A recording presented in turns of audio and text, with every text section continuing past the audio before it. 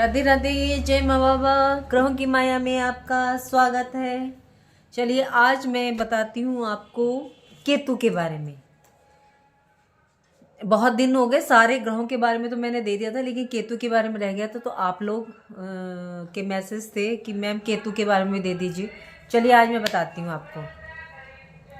पहले मैं बताती हूँ केतु क्या है। केतु किसी तरह की एनर्जी लेकर के आता है। मतलब ये किस तरह की एनर्जी लेके आता है? ये एक छाया ग्रह है। राहु और केतु की कोई फिजिकल बॉडी नहीं है।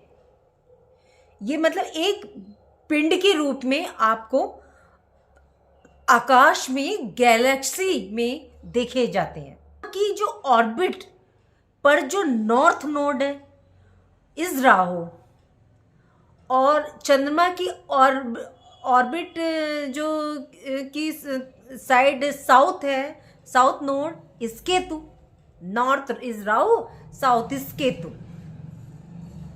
तो ये वैसे एक काल्पनिक ग्रह के रूप में देखे जाते हैं। ये मतलब एक छाया ग्रह इन्हें बोला जाता है इसीलिए।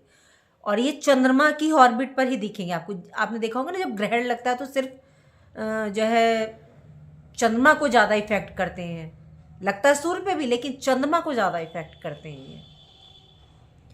तो इनका एक फिर भी ग्रहों में एक महत्वपूर्ण स्थान है केतु का।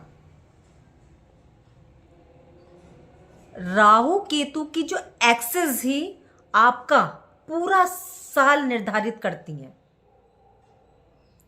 जहां केतु बैठा होता है वो बताता है कि आपने अपनी लाइफ में क्या पा लिया है और क्या पाना बाकी है।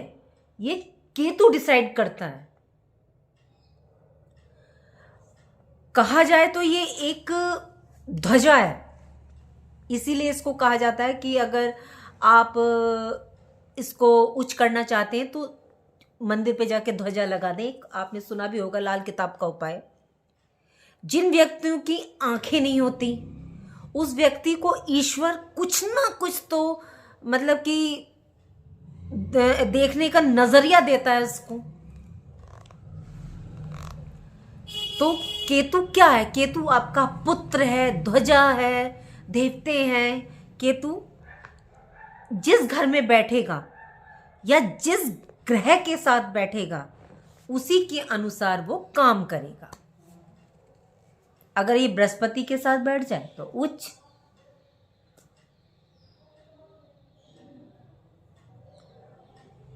सबसे ज्यादा शुभ होता है ये बृहस्पति के साथ। इसीलिए जो इसका उपाय दिया जाता है वो बृहस्पति के साथ ही दिया जाता है, या बृहस्पति संबंधी इसका उपाय दिया जाता है। केतु बुध के साथ हो तो भी शुभ है। तो होता क्या है, आपके जो व्यक्तित्व में वो जैसे खोज करने की क्षमता जागती है ना, बार बार जिज्ञासा जागती है। आपने देखा भी होगा किसी बच्चे में। तो आप तो ये लोग, ऐसे लोग ज़्यादा बोलना पसंद नहीं करेंगे, सिर्फ अपनी खोज में ही लगे रहेंगे आप लोग। धरती के ऊपर पहले तो देवता ही आए, बाद में राक्षस आए हैं। और जन्म कुंडली के अंदर बृहस्पति और शुक्र का मेल हो जाए तो केतु शुभ हो जाता है, और चंद्र और शनि का मेल हो जाए तो ये इंसान को भटकाता है, ऐसा केतु। और चंद्र और शुक्र का मेल हो जाए तो ऐसा, इससे जो केतु बनता है वो टेंशन देता है। आप लोग मुझसे पूछेंगे कि केतु जो है जब शुक्र शनि बैठे हैं या चंद्र शनि बैठे तो इससे केतु का क्या प्रभाव। ये मैंने आपको कई बार बात बताई है कि केतु जैसे चंद्र और शुक्र किसी भी भाव में बैठ जाएं तो इससे जो आपका ग्रह इफेक्ट होगा वो होगा केतु। सिर्फ सिंपल केतु ही नहीं, आप देखेंगे कि क्या रिजल्ट दे रहा, वो क्या नहीं दे रहा। ये मैंने एक बार और पीछे बताया है कि चंद्र और शुक्र कहीं बैठेंगे तो आपका केतु की प्रॉब्लम आएंगी आपको, स्टोन संबंधी, यूरिन मतलब इधर नीचे के हिस्से में इन्फेक्शन संबंधी। ये मैंने आपको कई बार बताया है ये। तो इसलिए चंद्र और शुक्र बैठे हैं तो ये टेंशन देता है। इंसान बस अपनी धुन किसी बुनी हुई बातों में ही मतलब उलझता रहता है। जैसे ऊन उलझ जाती है ना, ऐसे जो दुनिया में तरंग एक सोच, एक कर्म पैदा कर रहे हैं, उनका नाम ही राहु केतु है। जबकि ये अदृश्य होते हैं, मैंने अभी आपको बताया था ये। और चंद्र और शुक्र का मेल खराब केतु होता है, तो ये ऐसा इंसान आपने देखा होगा अपनी गलती नहीं मानेगा कभी भी,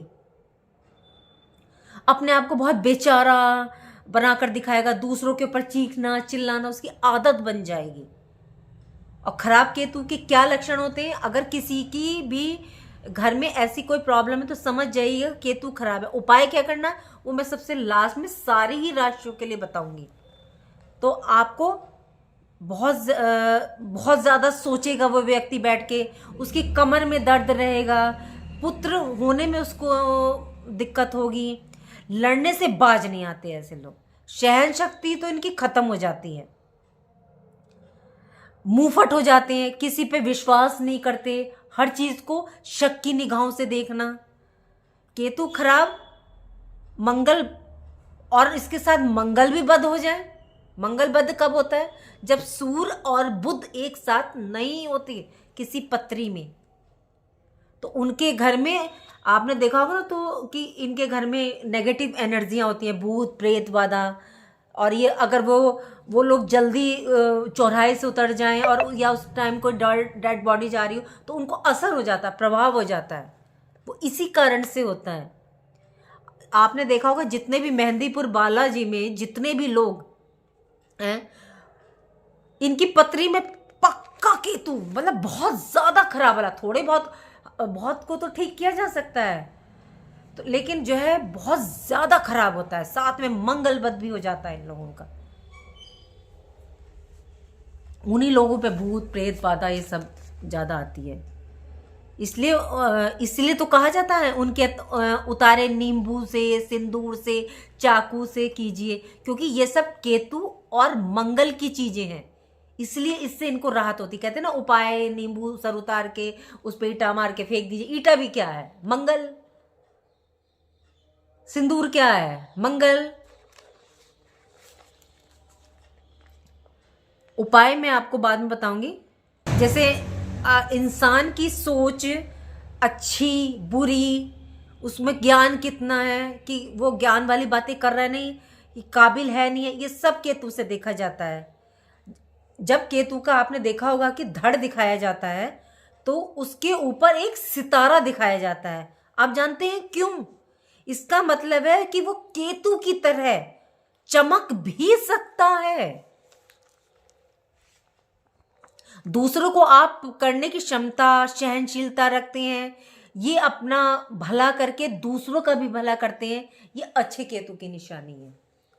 जो घर के अंदर सबको परेशान रखते हैं, अड़ियल स्वभाव है, अभी मैंने पीछे आपको बताया था, छोटी छोटी बातों में कमी को निकालना, ये सब खराब केतु की निशानी है। अपेंडिक्स, मंगल और केतु का मेल हो जाए अपेंडिक्स देता है।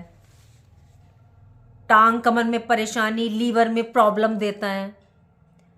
और बृहस्पति के साथ बेस्ट होता है, और शुक्र केतु के साथ बैठ जाए इंसान को पागल तक बना देता है। इसकी डिग्री और वो भी देखना पड़ता है घर भी। और शनि केतु हो जाए तो सामाजिक ही नहीं रहता वो व्यक्ति, अपनी अलग अकेले में बैठा रहता है।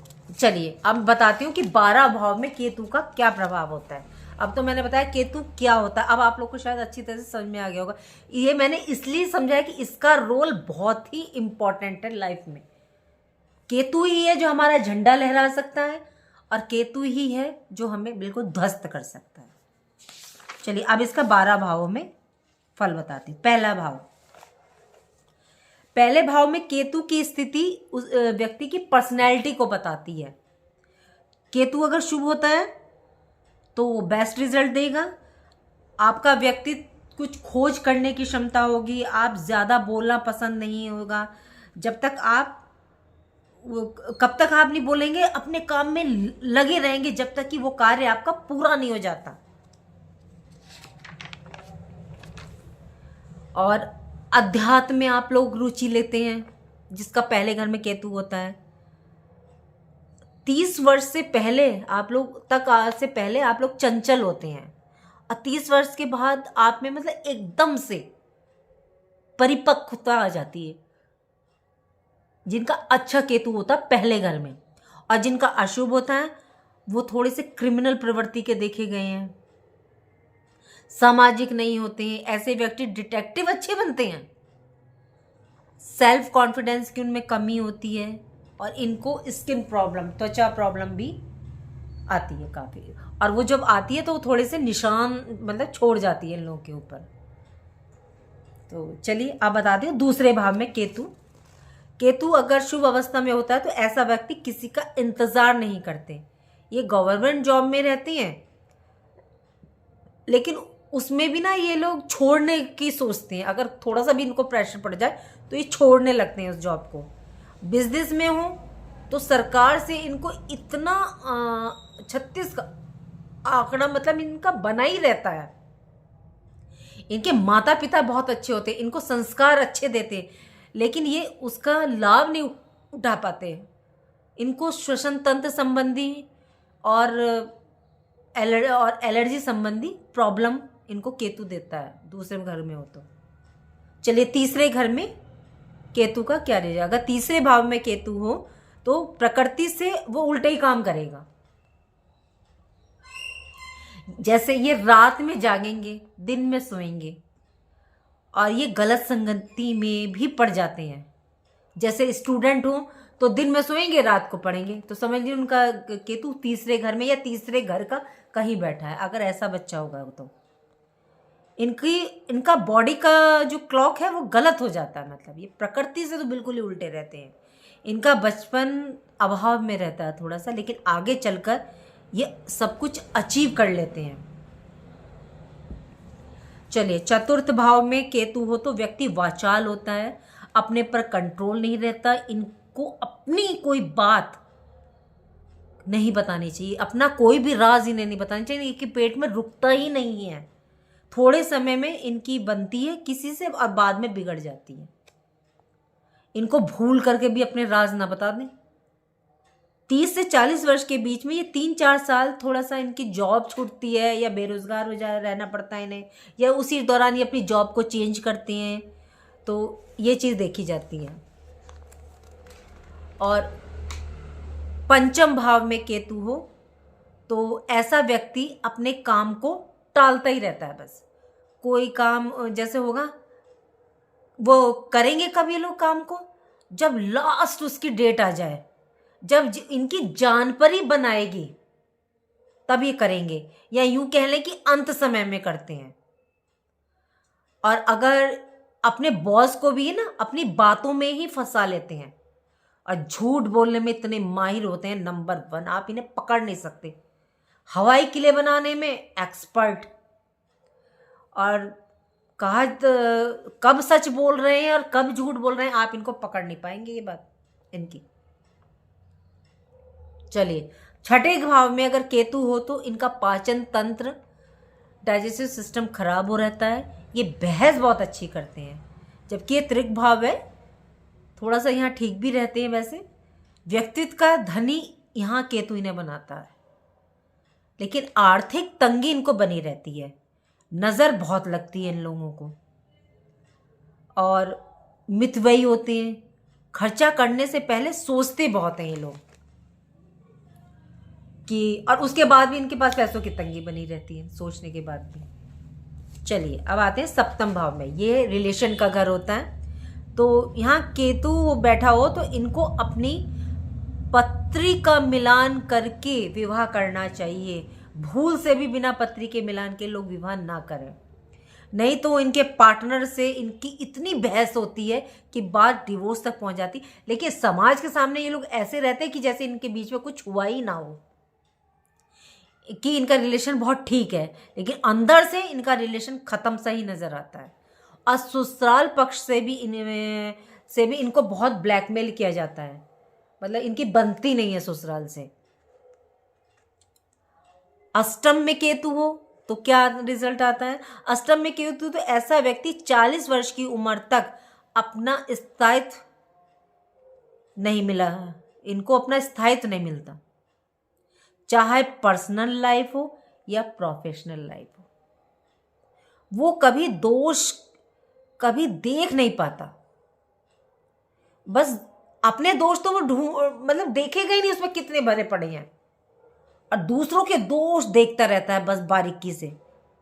और गलत संगत को ये स्वयं निमंत्रण देता है, अष्टम में केतु वाला। और अगर फंस जाता है और जब इनकी बुद्धि जागती है तब तक इनको ना बहुत देर हो चुकी होती है। फिर वो कहते हैं ना, अब पछताए क्या हो जब चिड़िया चुग गई खेत। खुद ही निमंत्रण देते हैं ये लोग। चलिए, अब अगर नवम में आपका केतु हो तो क्या रिजल्ट देगा। नवम में केतु हो तो ऐसा व्यक्ति मेहनत करने से डरता है। प्लानिंग तो बहुत अच्छी अच्छी करेगा, कागज पर उसको मतलब कि इतनी बेहतरीन ढंग से इम्प्लीमेंट करने की बात करता है ये, कि आप भी लगेगा अरे वाह ये व्यक्ति तो बहुत ही अच्छा मैनेज करता है। लेकिन कुछ नहीं है कि आपको भी ये मुरीद कर लेगा अपने काम में। और बात मतलब कि कहा जाए तो इनकी, अगर आप, जैसे अब मैं आपको समझाती हूँ कि आपसे बातें तो ये ऐसी ऐसी करेगा, कितना मेहनती इंसान है, कितना बड़े बड़े प्लान बनाएगा, लेकिन जब उस काम को इम्प्लीमेंट करने का वक्त आता है तब इसकी हवा टाइट हो जाती है। मतलब फिर तो ये डर जाता है, किसी कार्य को ये कर नहीं पाता। फिर अब बात करने में एक्सपर्ट रहेगा, ये कर दूंगा वो कर दूंगा, हवाई किले बनाने में। मतलब कई बार जोश में आकर ये होश भी खो बैठते हैं और कई बार ये मुसीबत में भी फंस जाते हैं। इसीलिए यही इनकी असफलता का कारण देखा जाता है। चलिए, अगर दसम घर में केतु हो तो इनकी पिता से नहीं बनती, और इनकी पिता से इतनी बहस छिड़ जाती है कि दोनों के विचारों में भी बहुत अंतर होता है, पिता और पुत्र में। मामूली नहीं तो घोर विवाद में, ये मामूली नहीं घोर विवाद से ये जल्दी प्रभावित हो जाते हैं। मतलब कि ये कह लीजिए कि अगर कोई मामूली बहस हो रही हो और वो बढ़ते बढ़ते विवाद में हो जाए तो वो इनकी क्रोध का ही कारण होती है। इनको क्रोध बहुत जल्दी आ जाता है। ऐसे व्यक्ति, कोई भी व्यक्ति होगा, इनसे बात करने में ना डरेगा, सोचेगा कि इससे बात करूं या ना करूं। और इनमें अहंकार तो कूट कूट कर भरा रहता है, अपनी गलती दूसरों पर थोप देते हैं। और जब ये परेशान होते हैं तो सोचते हैं मैं क्यों परेशान रहूं, सबको परेशान कर देता हूं। तो मतलब उस गलती का ठीकरा दूसरों पर डाल देते हैं लोग। चलिए, 11वें में केतु हो, केतु देव विराजमान, तो ये व्यक्ति बहुत धार्मिक आस्थावान होते हैं। अगर इन्हें दानवीर भी कहा जाए तो ये गलत नहीं है। इनको भी श्वसन तंत्र से संबंधित रोग होते हैं, स्किन प्रॉब्लम भी इनको होती है, और जिंदगी का जो महत्वपूर्ण कार्य है इनका देखा जाता है कि अधूरा रह जाता है। मतलब कोई ऐसी इच्छा इनकी अधूरी रह जाती है कि जो ये पूरा नहीं कर पाते, वो मतलब इनके मन में ही रह जाती है। चलिए, अब आता है 12वें भाव में केतु हो तो ऐसा व्यक्ति ननिहाल पक्ष से बहुत फायदा उठाता है। और या कह लीजिए कि ननिहाल पक्ष के नानी के घर से बहुत ज़्यादा निकट रहता है, लगाव उसका ननिहाल पक्ष की तरफ ज़्यादा रहता है। ननिहाल से में ज़्यादा समय भी बिताता है। इसको भ्रमण करना, ट्रैवलिंग करना बहुत पसंद होता है। इसलिए जो अपना प्रोफेशन चुनता है वो भी ट्रैवलिंग संबंधी ही चुनता है। ये मतलब जो भी जॉब लेना चाहेगा ये अपनी ट्रैवलिंग संबंधी ही लेना चाहेगा। नए नए लोग से मिलना, बातें करना, नए नए स्थानों पर जाना इनको बहुत पसंद होता है। और 2 नंबर से ये धन की प्राप्ति करते हैं। 2 नंबर मतलब से धन कमाना पसंद करते हैं ये। लेकिन न्यायालय में जाकर, कोर्ट में जाकर के इनको सफाई भी देनी पड़ती है। ये फंस भी जाते हैं, ये किसी प्रपंच में फंस जाते हैं बहुत ज़्यादा। कोई भी इनको ना किसी कांड में भी फंसा सकता है, या रिश्वत लेते हुए पकड़े जाएं, कुछ भी हो इनके साथ होता ज़रूर है। इसलिए इनको कोड के चक्कर भी लगाने पड़ते हैं। इसलिए ये इनको 2 नंबर से संबंधित कोई काम नहीं करना चाहिए। इनकी शर्त यही है कि इन्हें 2 नंबर के काम से बचना चाहिए, तो फिर ये बहुत सफल है। अब मैं बताती हूँ आपको केतु के उपाय। केतु जितना ज़्यादा खराब करता है उतनी जल्दी ठीक भी हो जाता है, इसलिए इसके उपाय होते हैं। कभी भी केतु से डरना नहीं चाहिए। ये जैसे रिजल्ट, अगर केतु खराब है तो उसका रूप भी एकदम भयंकर बन के आ जाता है, और उपाय कर दें तो बहुत जल्दी ठीक भी हो जाता है। अब देखिए क्या उपाय करना है। और एक उपाय तो मैं बता रही हूँ, जिनके केतु खराब होते हैं ना, आप देखना उनकी सीढ़ी के नीचे संदूक, चारपाई बिना मतलब पक्का मिलेंगी रखी हुई। इनके घर में बिना ताले के जो है बहुत सारी चाबियाँ होंगी, कीलें होंगी जंग लगी, पुराने खोटे सिक्के होंगे, या जैसे किसी को स्टैम्प रखने का शौक होता है, पुराने टिकट वगैरह, ये सब जरूर मिलेगा। चलिए आपको उपाय क्या करना है। एक तो कान छेदन करवाना है, उसमें सोना धारण करना है। पुरुष हो तो 1, स्त्री हो तो दोनों। केसर का तिलक लगा के रहना है। हर साल जन्मदिन पर अपना एक काला सफ़ेद मतलब कंबल आता है, उस पर मतलब ब्लैक और वाइट, अगर उस पर लाइनिंग हो तो बहुत बेस्ट माना जाता है।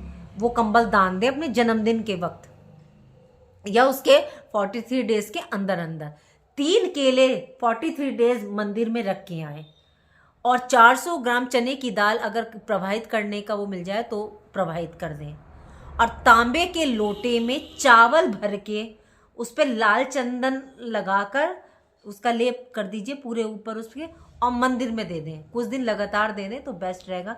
और ऐसे लोगों को कुत्ता जरूर पालना चाहिए। अगर कुत्ता पालने की सुविधा नहीं है आपके घर में तो बाहर उनकी सेवा कीजिए। इन 3-4 उपाय से केतु बहुत बेहतरीन ठीक होता है। मैंने तो सिर्फ 3 केले रखवा करके भी केतु बहुत बेस्ट करवाया। तो चलिए, ये सारी ही राशि वालों के लिए उपाय थे। चलिए अब आपसे विदा लेते हैं। राधे राधे, जय माँ बाबा।